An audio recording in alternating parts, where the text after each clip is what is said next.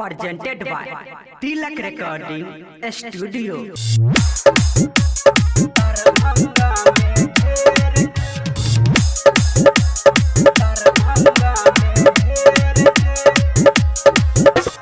मारबे बहिन चोद के बेनीपुर में घेर के सुना है कि मारबे बहिन चोद के बेनीपुर में घेर के है गया बड़ी जाति जे तो है गया बड़ी जाति जे तो जान तोरा उगे छेर के मारबे है के मारबे सुन मरबे बहिन चोद के गोरखू रोड में घेर के है के मरबे बहिन छिनरा के शिवनगर में घेर के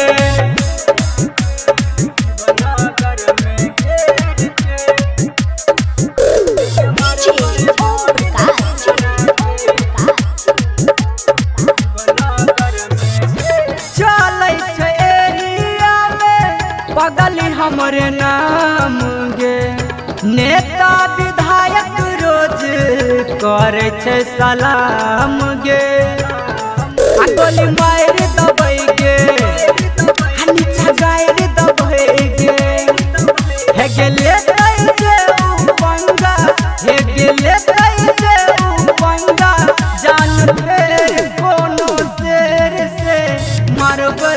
हे गे मारबे हे गे मारबे बहिन छिनरा के सुपौल बाजार में घेर के मारबे बहिन चोद के बेर चौक में घेर के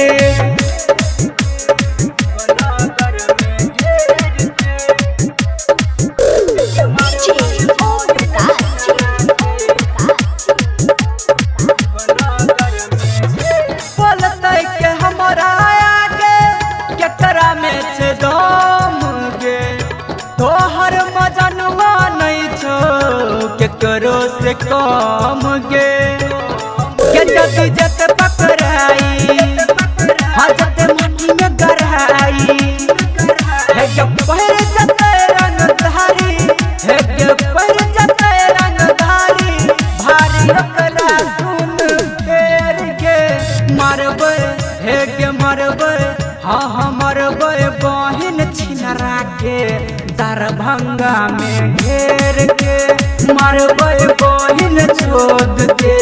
मधुबनी में घेर के चल बहिन चोद कोई बोलते गे Presented by Tilak Recording Studio.